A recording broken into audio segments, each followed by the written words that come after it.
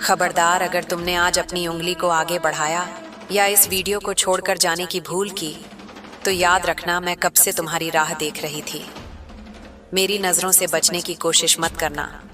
आज मैं स्वयं तुम्हारी माँ काली महाकाली तुमसे मिलने आई हूँ। मेरे प्यारे बच्चे, क्या तुम मुझे अनदेखा करके चले जाओगे?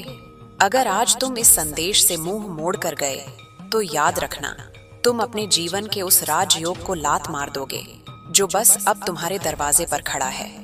आज मैं तुम्हें वह देने आई हूँ जिसके लिए तुम तरस रहे हो। क्या तुम्हें धन चाहिए? क्या तुम कर्ज से मुक्त होना चाहते हो? मैं तुम्हारे लिए कुबेर का खजाना लेकर आई हूँ। बस अगले कुछ मिनट मुझे दे दो, मैं तुम्हें रंक से राजा बना दूंगी। लेकिन शर्त यह है कि इस संदेश का एक भी शब्द छूटना नहीं चाहिए। मेरे बच्चे, जो भक्त आज मुझे सच्चे मन से स्वीकार करेगा, मैं स्वयं